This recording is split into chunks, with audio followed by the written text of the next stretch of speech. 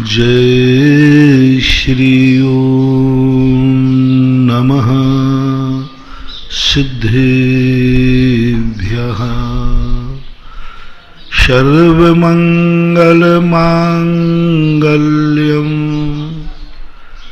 सर्वकल्याणकारकं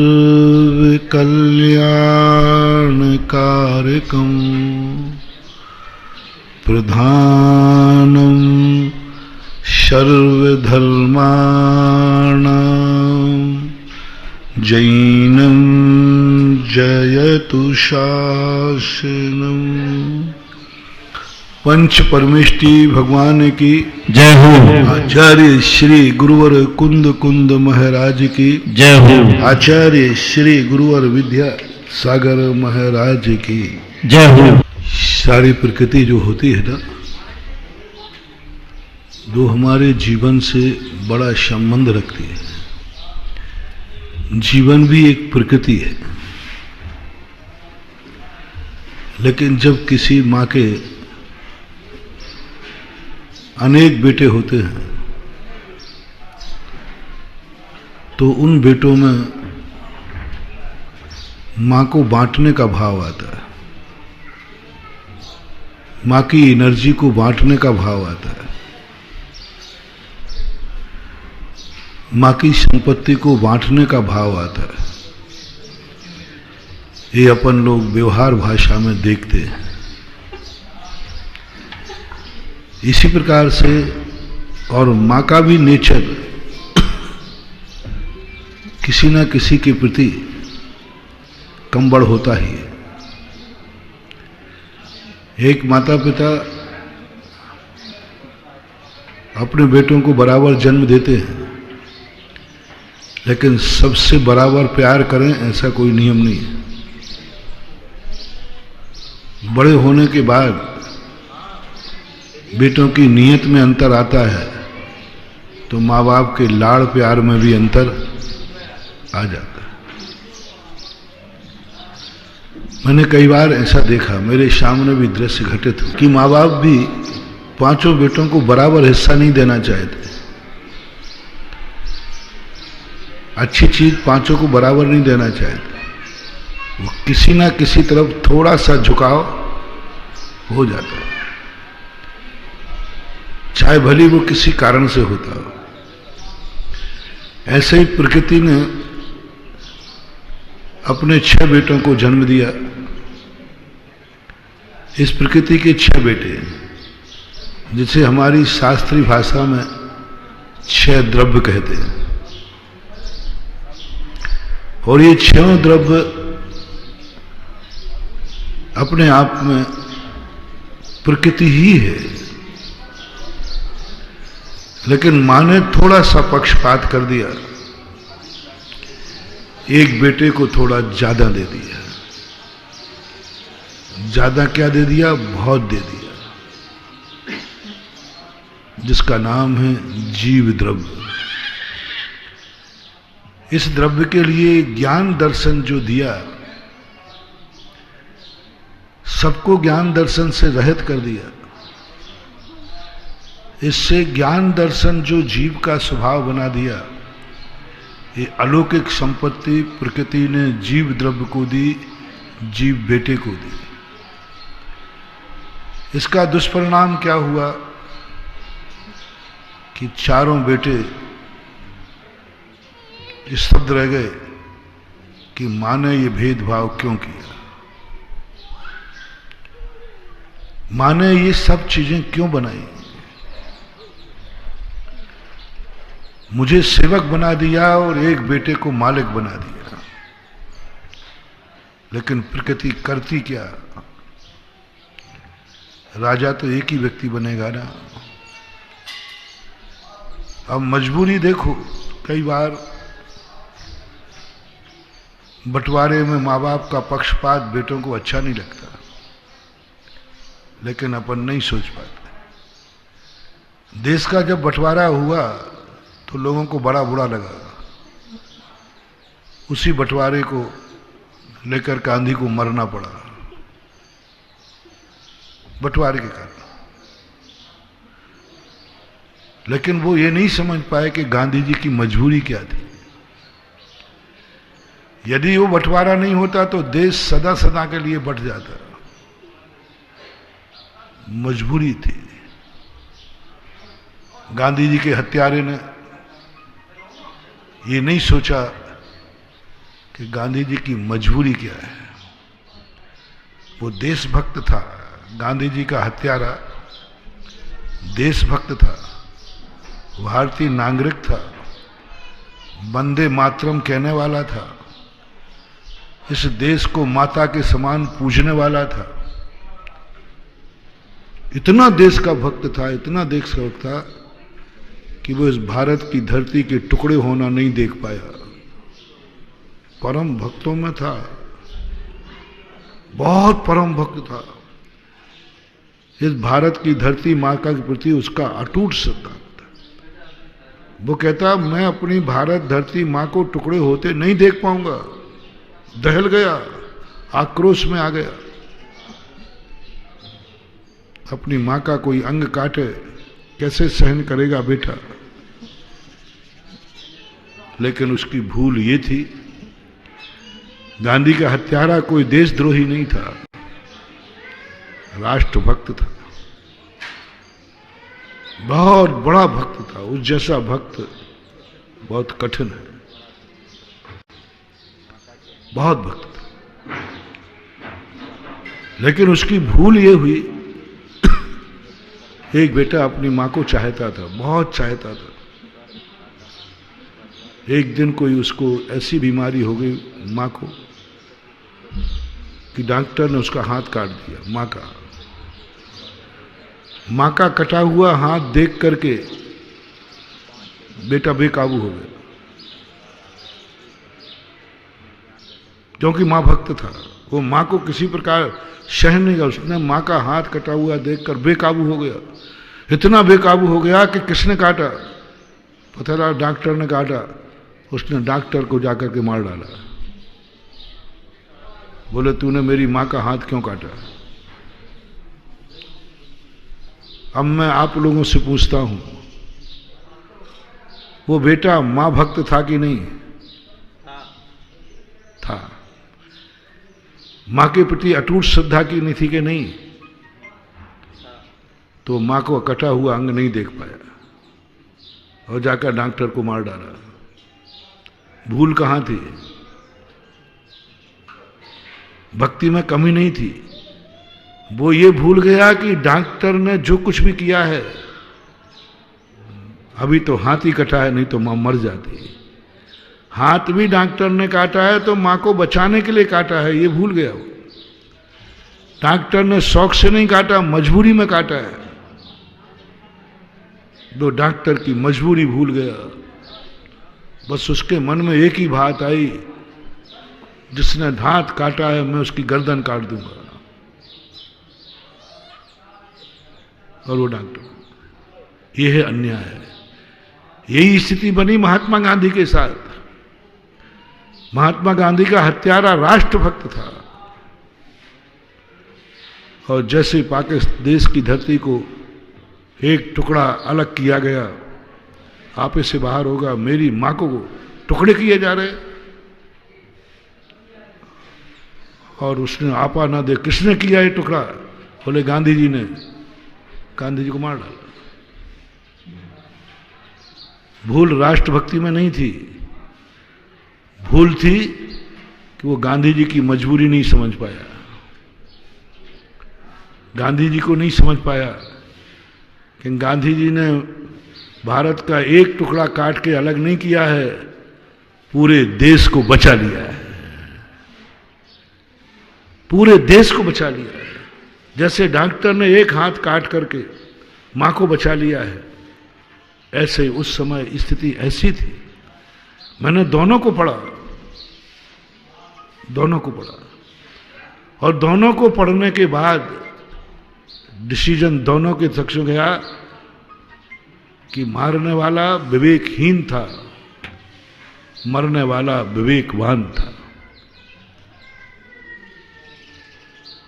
मरने वाला डॉक्टर था, मारने वाला बेटा था। मरने वाला डॉक्टर था और मारने वाला बेटा था। अब डॉक्टर और बेटे में संधि बैठालना है, बहुत कठिन है। इसी प्रकार बड़े बड़े राजघरानों के माता पिता, बड़ा विवाद होता है। राजगद्दी पे तो एक ही बैठेगा, तो दूसरे बेटे कहते हैं, दूसरे बेटों की माताएं कहती हैं, मेरे बेटे को पैदा क्यों किया जब राजा नहीं बनाना था। तो अब राजा कहता है, राजा तो एक ही बनेगा ना, शेष इसके अंडर में रहेंगे। बस यहां से विवाद शुरू होता है। बेटा विवेकहीन हो जाता है और वो माता पिता के प्रति विद्रोह में चला जाता है।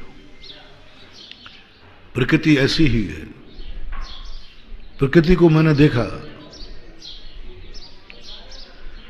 कि प्रकृति ने भी जब प्रकृति मां ने पक्षपात किया, जीव चेतन राजा को राजा बना दिया, मुखिया बना दिया, ज्ञान दर्शन स्वभावी बना दिया, 5 द्रव्यों को अचेतन बना दिया। प्रकृति ने अनादिकाल से स्वभाव रूप से है, बनाया नहीं है, लेकिन आरोप प्रकृति पे जाता है।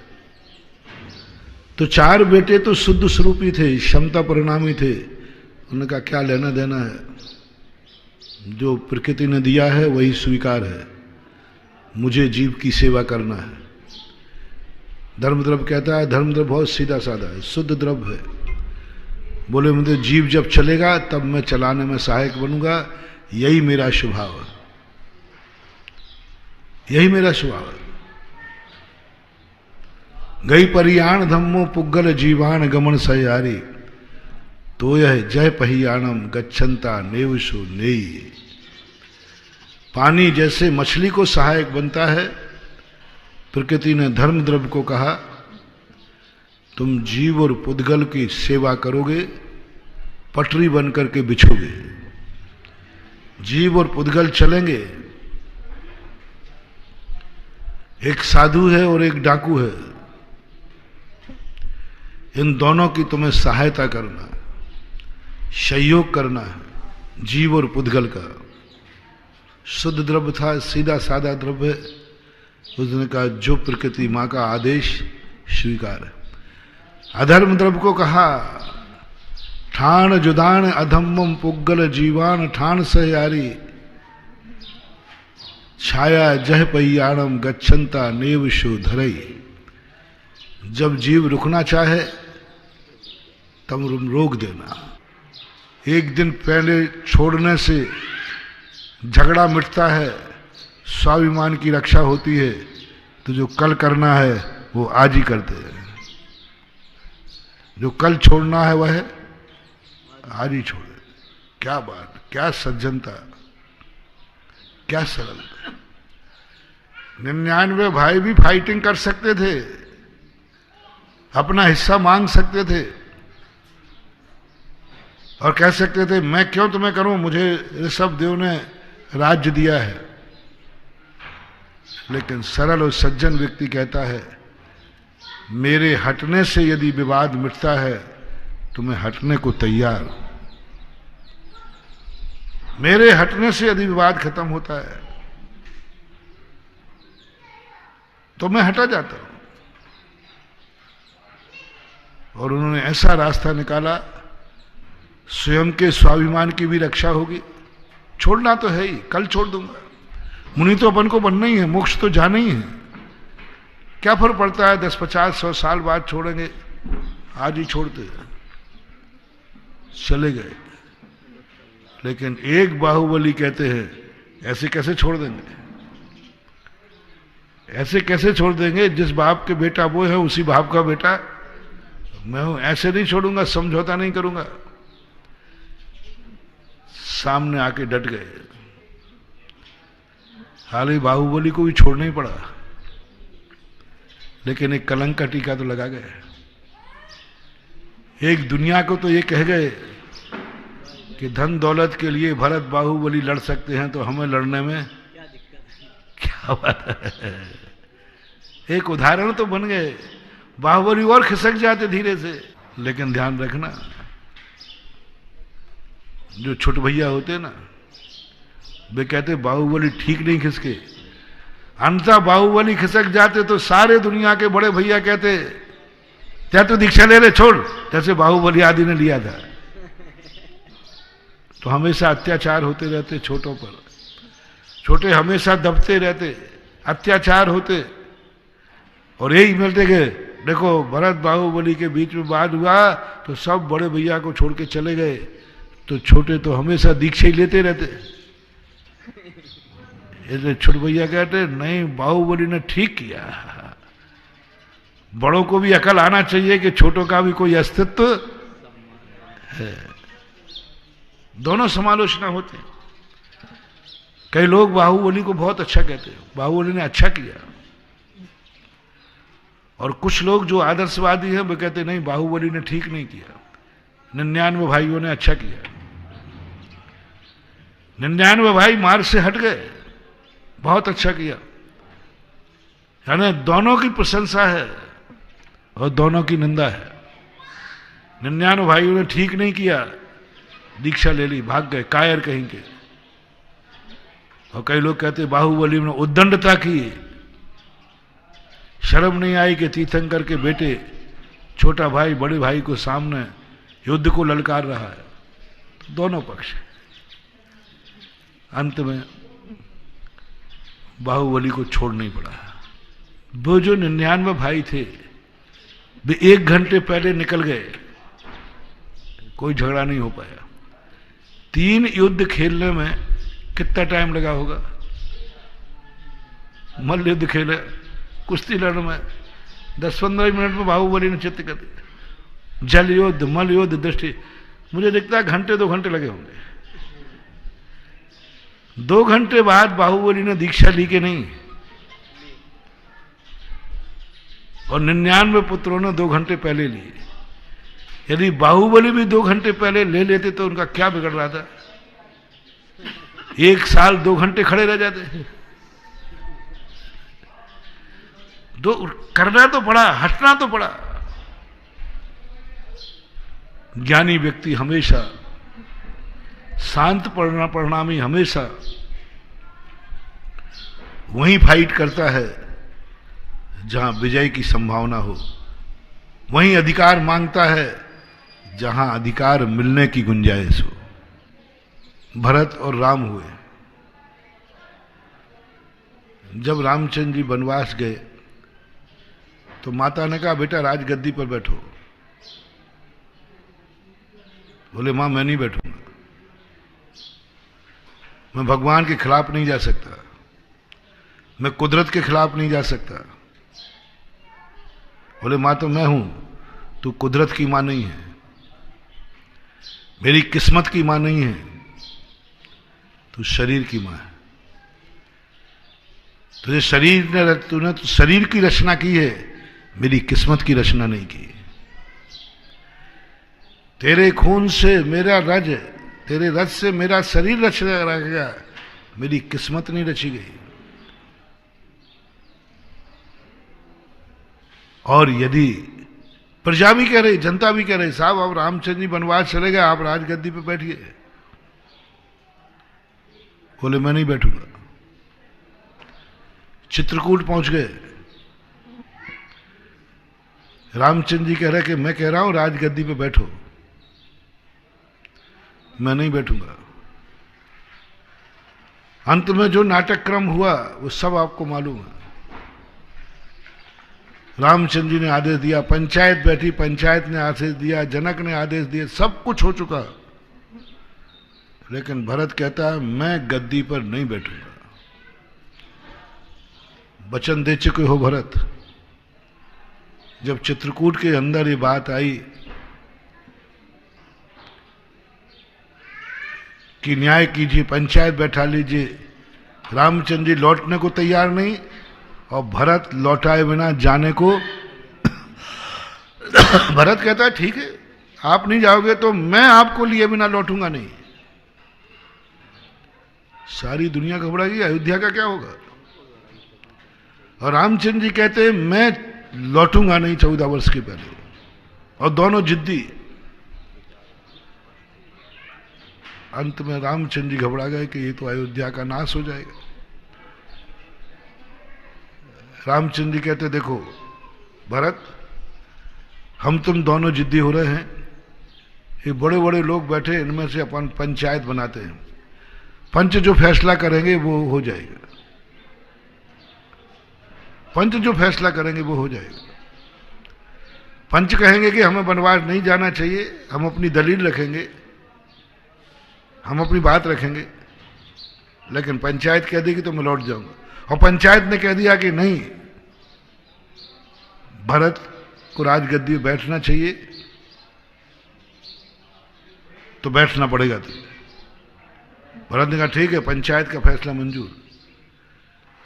रामचंद्र जी ने थोड़ी सी अपने पक्ष की तरफ झुकाव करने के लिए प्रस्ताव रख दिया, सरपंच जनक जी बनते। ये हमारे ससुर साहब हैं, ये तो मेरा पक्ष लेंगे। लेकिन ये भूल गए कि सारे पक्षों के सामने बेटी के बाप भी हैं, ये भी है। और फैसले की जब बात आई, रामचंद्र जी निश्चित फैसला मेरे पक्ष में जाएगा। जनक ने फैसला भरत के पक्ष में दे दिया। भरत जब राजगद्दी पर बैठने की बात आई, भरत कहे तो मामला गड़बड़ हो गया। रामचंद्र जी कहते तो मामला गड़बड़ हो गया। रामचंद्र ने राजगद्दी स्वीकार की और भरत से कहते हैं मैं इसलिए राजगद्दी पर नहीं जाना चाहता हूं क्योंकि तू मेरी आज्ञा में नहीं चलेगा। भरत कहता मैं आज्ञा में नहीं चलूंगा, बोले तेरा कोई ठिकाना नहीं। तो भरत से वचन ले लिया, मैं नियम करता हूं कभी भी आपकी आज्ञा का टालूंगा नहीं। ठीक है, लो अयोध्या नरेश दशरथ पुत्र, राम तुम्हें आदेश देता है मैं 14 वर्ष वनवास में रहूंगा, तुम 14 वर्ष राजगद्दी पे बैठोगे। अब भरत कहता है ये तो मैं हार गया, जीती बारी हार गया। लेकिन भरत भी भरत था, उसने कहा ठीक है राज्य का संचालन करूंगा लेकिन राजगद्दी पे नहीं बैठूंगा। चरणों की पावड़ी लेकर गया। रामचंद्र जी ने सबने पूछा भरत क्यों क्यों, सब तरफ से तुझे राजगद्दी मिल रही है, फिर क्यों कर रहा है गड़बड़। उन्होंने कहा मेरी किस्मत में राजगद्दी नहीं है। यदि मुझे कर्म ने राजा बनाना होता तो मुझे कर्म ज्येष्ठ पुत्र बनाता, ज्येष्ठ पुत्र बनाता ना मुझे। यदि मेरी किस्मत में राजगद्दी होती, मैं राजगद्दी पर बैठने का अधिकारी होता, तो मैं ज्येष्ठ पुत्र होता। लेकिन मेरी किस्मत में राजगद्दी नहीं है, इसलिए मैं सेकंड नंबर का पुत्र हूं। मेरे कर्म ने पहले ही कह दिया था देख तू राजगद्दी के योग्य नहीं है, सेकंड नंबर पे तेरा जन्म होगा। जब मेरी किस्मत ने ही मेरे अधिकार नहीं लिखा, मेरी किस्मत में ही राजगद्दी नहीं लिखी, मेरी किस्मत ने ही मुझे दशरथ का बड़ा पुत्र नहीं बनाया, तो मैं किस्मत के विरुद्ध में नहीं जाऊंगा, अधिकार छीनूंगा नहीं। और वो अधिकार छीन भी लूंगा तो ये अधिकार मुझे फलेगा नहीं, निंदा होगी। यहां हमें शिक्षा लेना चाहिए। हम उन्हीं अधिकारों को लड़ें जो अधिकार हमारी किस्मत में लिखे हैं। हर व्यक्ति अधिकार को लड़ रहा है, लेकिन अधिकार तुम किस्मत में लिखा के लाए हो क्या? अपनी औकात देखो, अपने स्वचतुष्टय को देखो, अपनी अंतरंग शक्ति को देखो। क्या तुम उस अधिकार के लायक हो जिसके लिए तुम लड़ रहे हो? यदि तुम्हारी किस्मत में राजगद्दी थी तो बड़े पुत्र क्यों नहीं बने? 99 भाई यही कहते हैं, हमारी किस्मत में ही राज चक्रवर्ती पद नहीं है, अपन क्यों लड़े में फालतू। आखिर झगड़ा करने के बाद भी चक्रवर्ती तो भरत ही होगा और बदनामी और होगी। अनाधिकृत में नहीं लड़ता हूं, क्योंकि वो अधिकार हमें मिलना ही नहीं है।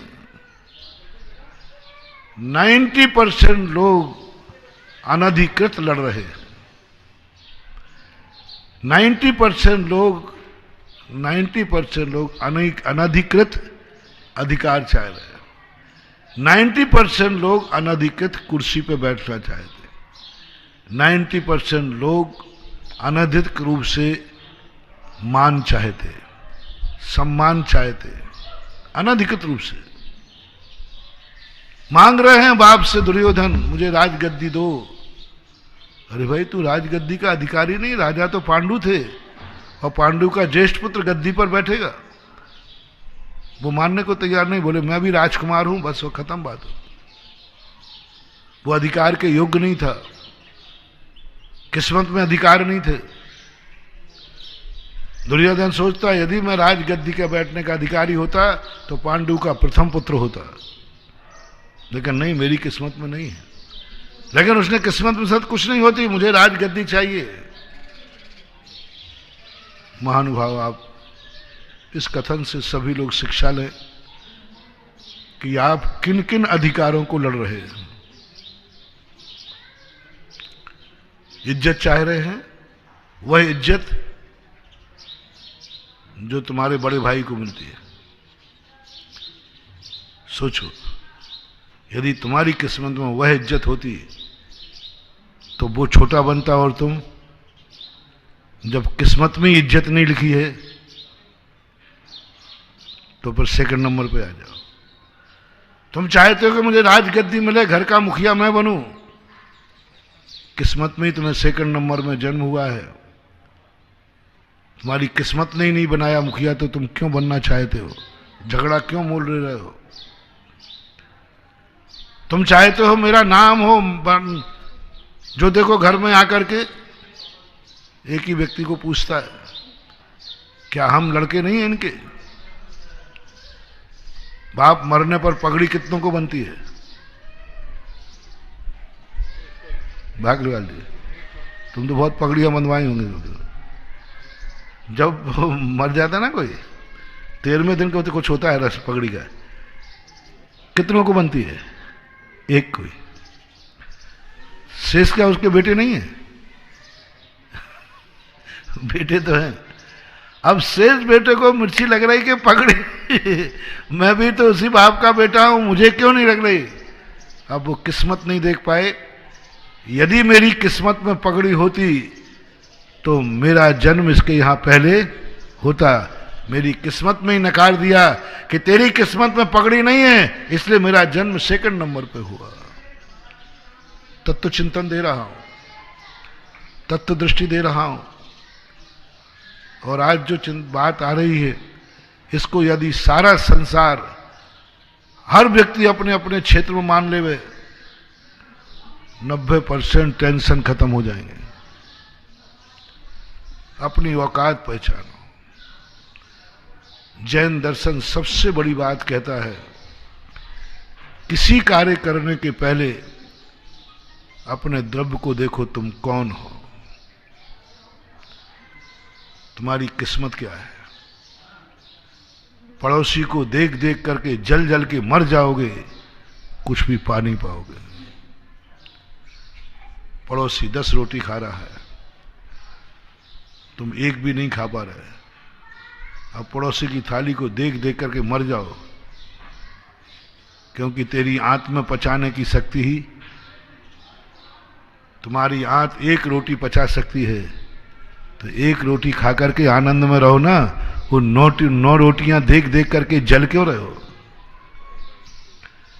सारी दुनिया में यही हो रहा है।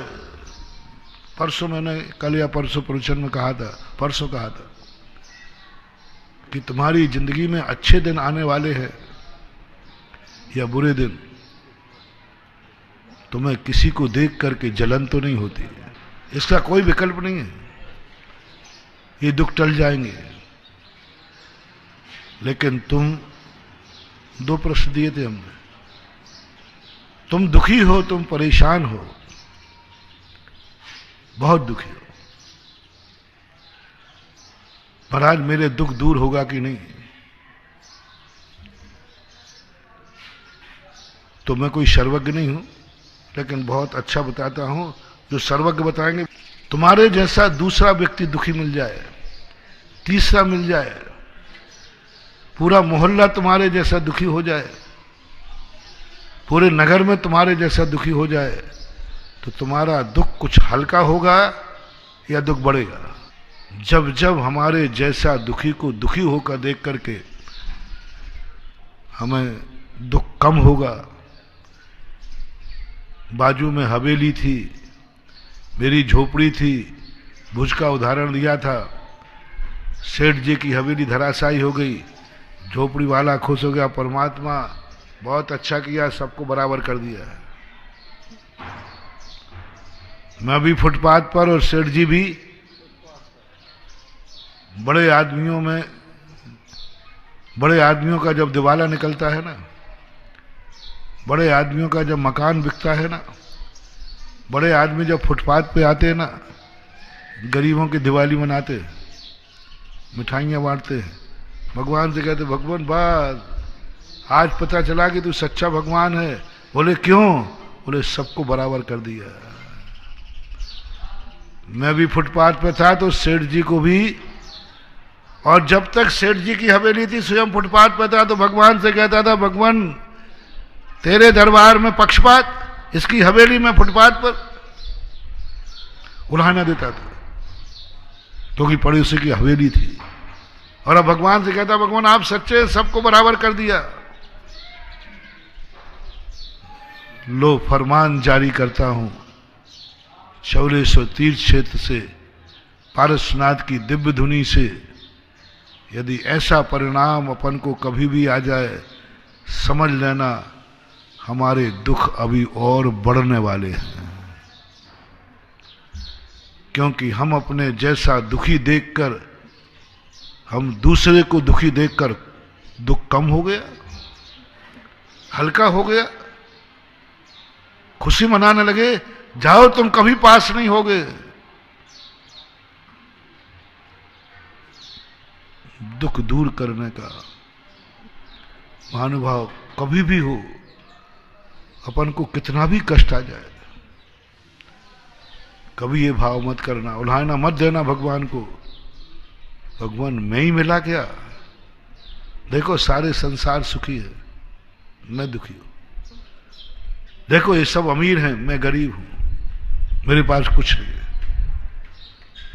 कभी पड़ोसी को देख करके ईर्ष्या मत करना, उल्हाना मत देना। तुझे नहीं देना था तो पड़ोसी को क्यों दिया? मेरे जैसा कर देता।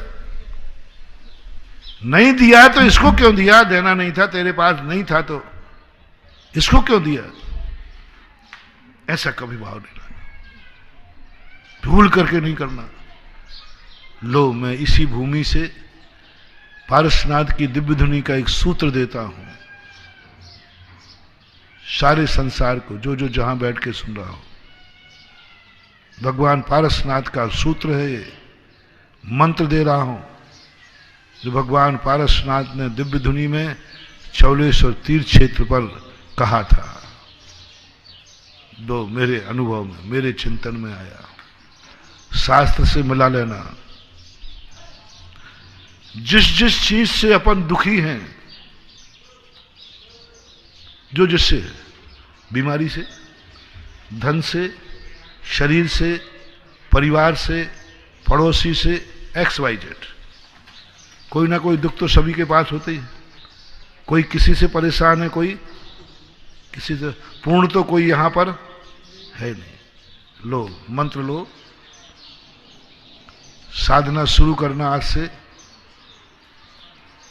भगवान के चरणों में श्रीफल लेके जाना, अभिषेक का लोटा उठाना, नमोकार मंत्र की माला फेरना, आंख बंद करके गाना, हे प्रभु तू भगवान है ना,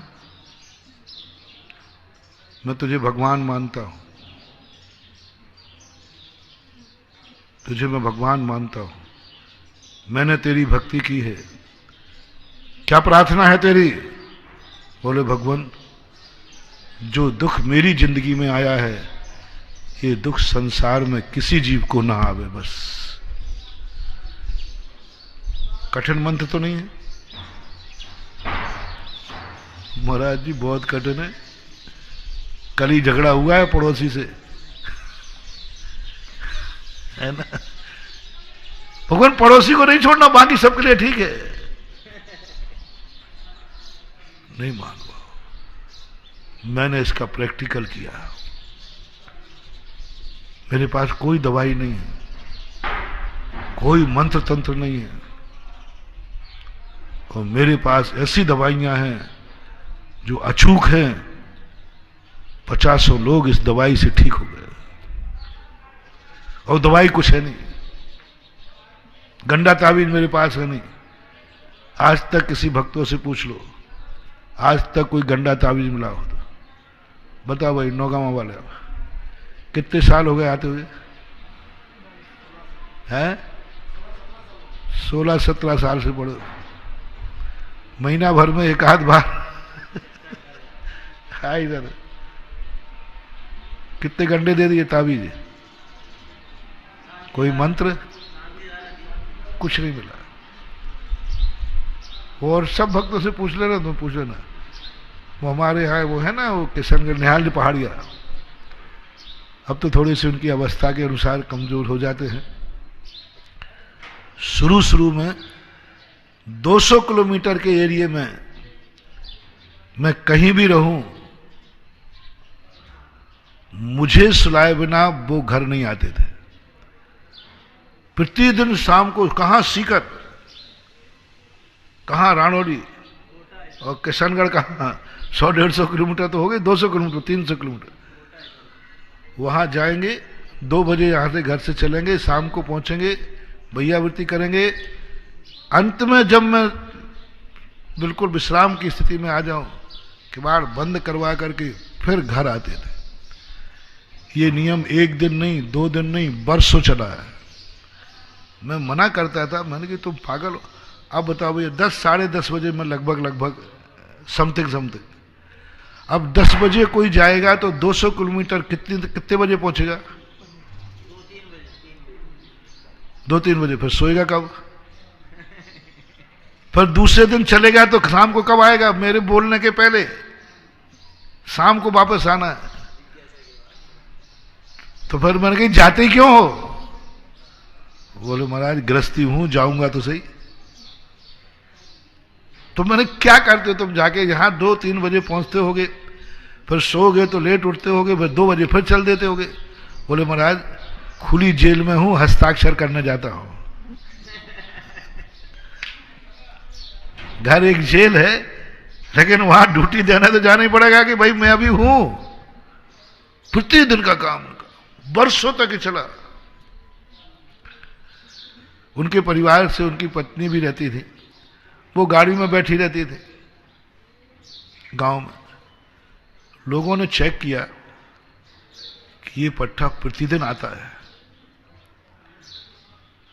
और महाराज के पास जाता है 2 दिन में। तो एक दिन उनको घेर लिया रानौली के अंदर किसी गांव में। बोले भैया सेठ जी, पहाड़िया जी, बताओ तुम यहां क्या लेने आते हो?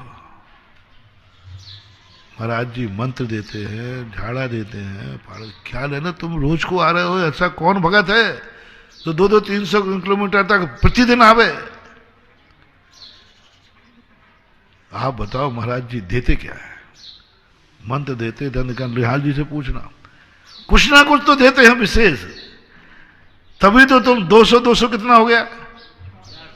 400 किलोमीटर दूर वर्षों तक कोई गाड़ी चलावे, आवे जावे तो कोई पागल कुत्ते ने कहना गया। लोगों को शक हो गया कि महाराज जी स्पेशल। पहले तो उनकी पत्नी को घेरा कि पहले तुम बता दो कि क्या बात है। फिर पहाड़िया जी को घेर लिया। 1 घंटे उन्होंने कहा देखो छुपाओ मत पहाड़िया जी, आप बताओ क्या देते महाराज जी से, मुझे भी दिलाओ। तो उन्होंने कहा कि भैया मैं जिसकी सौगंध कहो उसकी खा लो। आज तक इन्होंने ना तो दूसरों के महाराज के पास जाते तो अभी पता नहीं क्या क्या मिल जाए। यहां ना तो ताबीज मिला है, ना गंडा मिला है, ना मंत्र मिला है। मात इतना जरूर है कि सेवा करने का मौका जरूर मिला है। सेवा, और मुझे यही मिलता है कि इन्होंने मेरी सेवा स्वीकार कर ली, इन्होंने तो कुछ दिया नहीं, तो शक हो जाता है। लेकिन इसी प्रकार मेरे ऊपर खूब शक करते हैं लोग, इतने बड़े बड़े कार्य हो जाते हैं। देखो शांति धारा से कैसे कैसे चमत्कार हो रहे। कई लोग आशीर्वाद से माल अतिशयकारी शब्द लगाते, कई लोग मेरे नाम के साथ, मैं सब सुनता रहता हूं। और तुम ऐसे ही फोकट में अतिशय नहीं लगाते हो, कुछ ना कुछ जरूर हुआ है। अतिशयकारी महाराज, अतिशयकारी आशीर्वाद, चमत्कारी बाबा, ये सब टाइटल खूब सुनता हूं मैं। तो लोग कहते मैंने कहा भाई क्यों लगाते हो? मेरे महाराज जी आप रोक नहीं सकते हो, हमारी जिंदगी में ये चमत्कार हो गया, ये अतिशय हो गया, और आप जो बोल देते हो वो सब। अब मैं रोकूं कैसे? रोक काम तो हो रहे।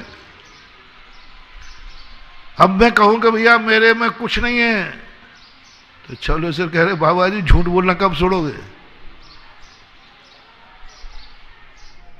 हाँ बोलो ना। मैं कहूं भैया मेरे में कोई ताकत नहीं है, मेरे में कुछ नहीं है, ना मेरी वाणी में ताकत है, ना वचन में ताकत है, ना काया में ताकत है, ना साधना में ताकत है। तो कोई एक आध कह देगा, 2-4 दिन कहूंगा ना तो कोई कह देगा मुंह लग जाते, महाराज जी आप रोज को झूठ क्यों बोलते हो? मैंने कहा भैया मैं झूठ बोल रहा हूं, सही बोल रहा हूं।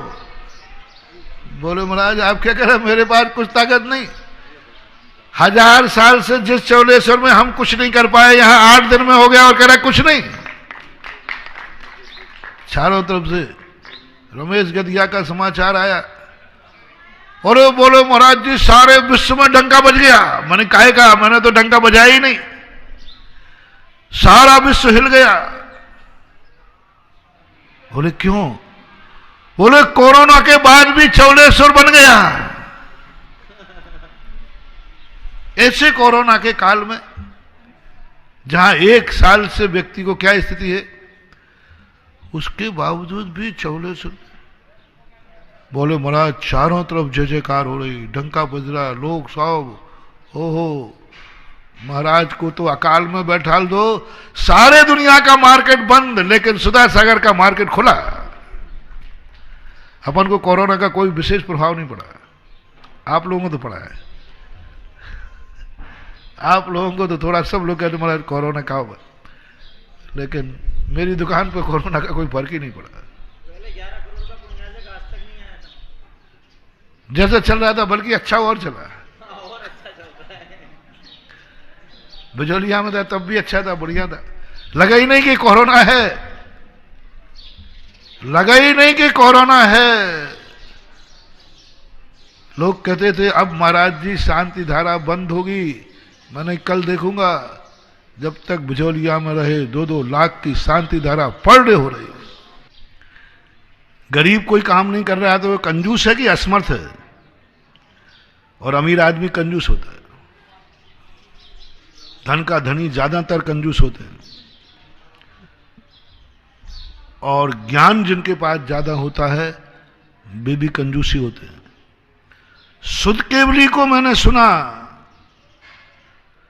सुध केवली है, पूरे द्वादशांग के धनी हैं, और उनसे पूछा भगवान आप जैसा कोई ज्ञानी नहीं? वो कहते भैया मैं तो अज्ञानी हूं। कौन बोल रहे? सुध केवली कह रहा है मैं तो अज्ञानी हूं। अज्ञान परिचय सुध केवली को, अज्ञान परिचय 12वें गुणस्थान शुक्ले चाद्य पूर्वदा। संसार का जितना ज्ञान था वो सब उनके पास था, फिर भी वो कह रहा है मेरे पास तो कुछ भी नहीं है। लोगों ने कहा सुध केवली महाराज होकर के भी झूठ बोलते हो। अरे एक धन का कंजूस बोले कि मेरे पास तो कुछ नहीं है, बोलो इसको झूठ में लोगे? जिसके पास है मंदिर बना सकता है, धन भी है, सब जान रहे हैं, सबको मालूम है, फिर भी वो कह रहा है मेरे पास तो कुछ नहीं है भैया। तो इसको झूठ में लोगे कि सांची में लोगे? हैं? झूठ में लोगे कि झूठ बोल रहा है? अब शुद्ध केवली पर आरोप लगा, देखो महाराज का झूठ बोल रहा है, मेरे पास कुछ नहीं है। सब महाराज के पास बोलते, महाराज जी आप झूठ क्यों बोलते हो? आपके पास संपूर्ण ज्ञान है। ये 1200 देवता खड़े हैं सामने, देवता कह रहे हैं हाँ बहुत ज्ञान है इनके पास। 1200 देवता खड़े हैं गवाह में, फिर भी आप कह रहे हैं मेरे पास कुछ नहीं है। गजब, बहुत बड़ी चीज मान हुआ। महाराज जी आप साधु हैं, कम से कम जो है वो तो बोलो, हम सब में आप ज्ञानी हैं। तो महाराज क्या कहते, बेटा हो देवता हो, मैं कभी झूठ नहीं बोलता हूं। बोलो तो क्या हम सारी दुनिया झूठ बोल रहे हैं? आपके पास अपार ज्ञान है, अपार शक्तियां हैं, हम लोग झूठ बोल रहे हैं क्या? बोले नहीं, आप लोग झूठ इसलिए नहीं बोल रहे हो कि अंधे हो, और मैं काना हूं, अंधों में काने राजा। आप लोग अंधे हो, मेरे पास एक आंख है, तो तुम समझ रहे कि अरे हम लोगों को तो कुछ नहीं दिख रहा है, इनको सब कुछ दिख रहा है। लेकिन मुझे मालूम है कि मेरे पास एक आंख है, लेकिन अंधे को एक आंख ही बहुत है, दो की जरूरत ही नहीं है। लेकिन काने को संतुष्ट नहीं है, काना हूं। तो आपके पास कौन ज्ञान है?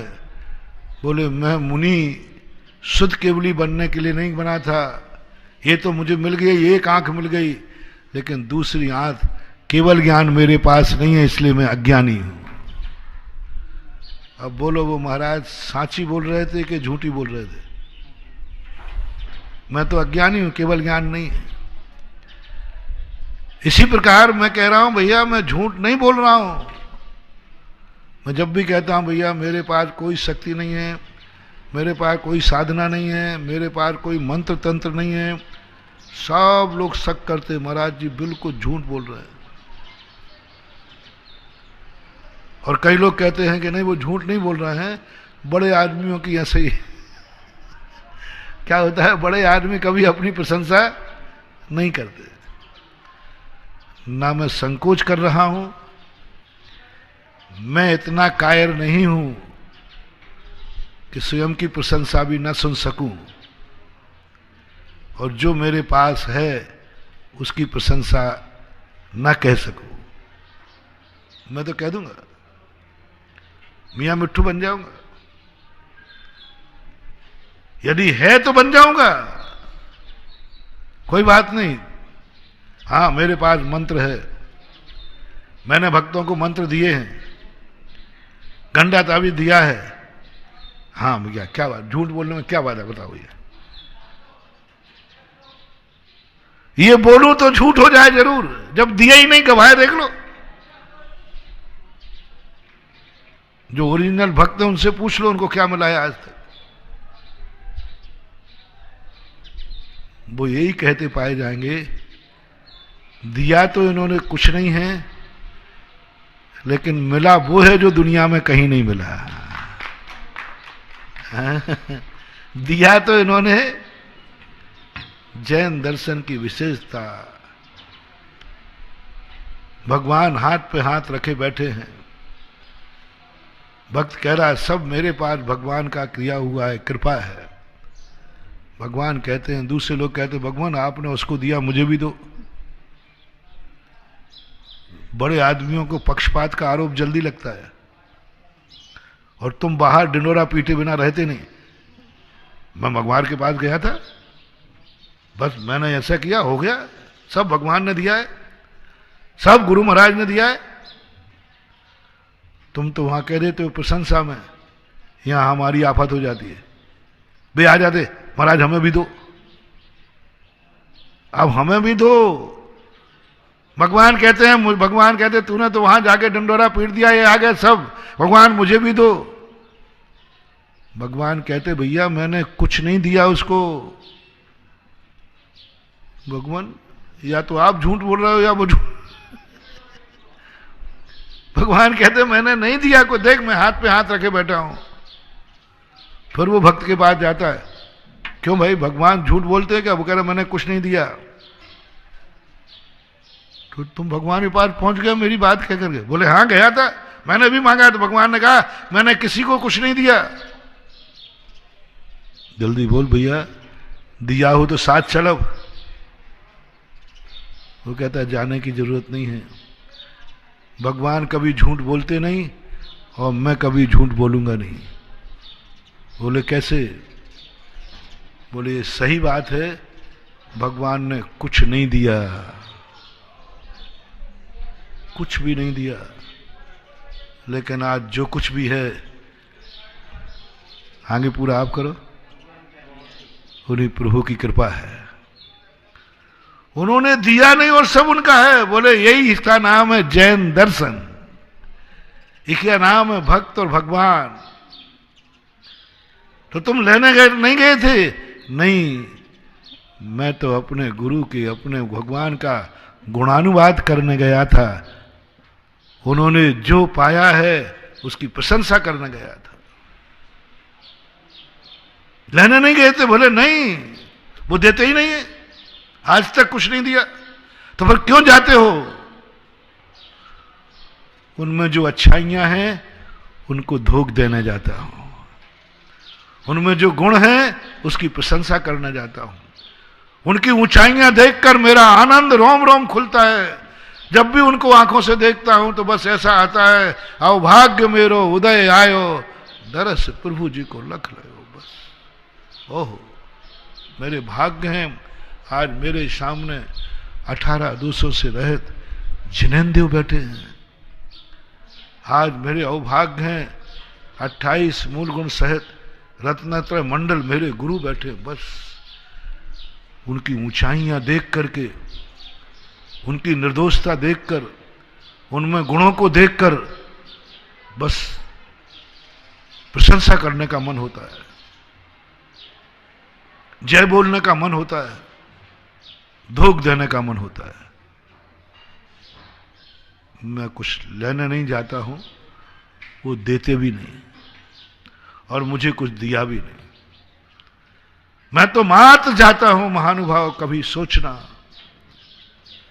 गुण शुभ प्रमोदम। भगवान मैं आपके दर्शन करके गदगद हो जाता हूं, क्योंकि जिसको मैंने भगवान माना है आज वो संसार में सर्वश्रेष्ठ है। 18 दोषों से रहे थे, राग सहित जग में रलो, मिलो शरागी देव, वीतराग भेंटो अबे मैटो राग। आज मुझे वीतराग भगवान से भेंट हुई है। सारी दुनिया में मैंने भगवान देखे, कोई राग से, कोई देश से, कोई दुनिया से, पता नहीं क्या क्या है। हे प्रभु बस तेरी खुशी, तेरी ऊंचाई ही मेरी खुशी है।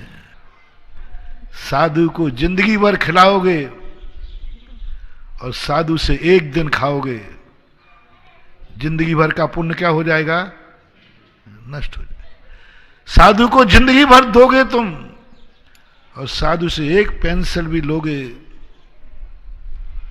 नहीं महानुभाव। कभी मैं अपने भक्तों से तो कह ही सकता हूं, कभी किसी महाराज से कोई चीज देवे भी हाथ जोड़ लेना, प्रभु कहो तो मैं ही तुम्हारे लिए कुछ दे दूं। मेरा एक नियम है, मैं उस गुरु का चेला हूं जो भगवान और महाराज से कुछ नहीं लेता हूं, इन दोनों को सदा देता हूं। भगवान से भी कुछ नहीं लेता हूं, मैं मंदिर से कुछ लेके नहीं आता हूं। जब भी जाता हूं मंदिर में कुछ दे करके ही आता हूं। कुछ नहीं होता तो मुट्ठी भर चावल भी, इसलिए खाली हाथ नहीं जाता जैनी। भगवान को दे के ही आता हूं, और आता है तो बिल्कुल एकदम उसके हाथ साफ होते हैं, कुछ नहीं लेके आता। जैनियों के लक्ष्मी पुत्र होने का यही रहस्य है। सारी दुनिया में जैनी को लोग मानते हैं जैनी लक्ष्मी पुत्र होते, कोई कारण नहीं बंधु, यही कि वो भगवान को देते हैं, लेते, गुरु को देते हैं, गुरु से लेते नहीं। इसलिए कभी भी नहीं लेना, पेंसिल नहीं, डायरी नहीं, गंडा नहीं, ताबीज। महाराज कुछ देवे तुरंत नमस्ते महाराज, महाराज नमस्ते, आपको कोई चीज चाहिए हो? नहीं नहीं मैं दे रहा हूं ना, ले जा। नहीं चाहिए, नहीं चाहिए, लेना भी मत, और मैं दूंगा भी नहीं। मैं तो इतना तो जानता हूं, क्योंकि मैं अपने भक्त का कभी अहित नहीं करूंगा, इसलिए मैं देता भी नहीं। और यदि आपको, तो फिर आप देते नहीं तो बोले हाँ अभी तक जिन महाराजों ने हमें कुछ कुछ दिया, हमारे पास कुछ ना कुछ घटा, और जब से आचार्य श्री के चेले आए हैं राजस्थान में, इन्होंने हमें आज तक कुछ नहीं दिया, और तभी से मेरा दिन दूना रात चौगुना बढ़ा है। यदि किसी को कष्ट हो गया आज के बाद, तो भगवान मैं बहुत दुखी हो जाऊंगा। मैं अपने कष्टों से दुखी नहीं हूं, लेकिन दूसरे को दुखी देख करके मैं दुखी हूं। मैं अपने दुखों से दुखी, लेकिन दूसरे का दुख सुनूंगा वो मुझे सहन नहीं होगा। यदि ये परिणाम तुम्हारे आ गए, शगुन हो गया, तुम्हारा संकट जल्दी दूर होने वाला है। लेकिन 90% लोगों का भाव है, दूसरे को दुखी देख करके अपना दुख हल्का हो जाता है। अच्छा हुआ मैं ही दुखी नहीं, सारा संसार दुखी है। यही कमजोरी हमारी है। एक पॉइंट दिया हमने तुम्हें, परसों के प्रवचन का आज उपसंहार किया। किसी फैल को देखकर तुम दुख हल्का मत करना, तुम बल्कि ये भाव करना, भगवान मैं भली फैल हो गया था, लेकिन पूरी क्लास पास होना चाहिए। मैं हो गया, ठीक है, मेरी किस्मत थी, लेकिन कभी दूसरे को दुखी देखने का भाव मत करना। यही हमारे महावीर स्वामी की भक्ति है, प्रसाद है, आशीर्वाद है। महावीर भगवान की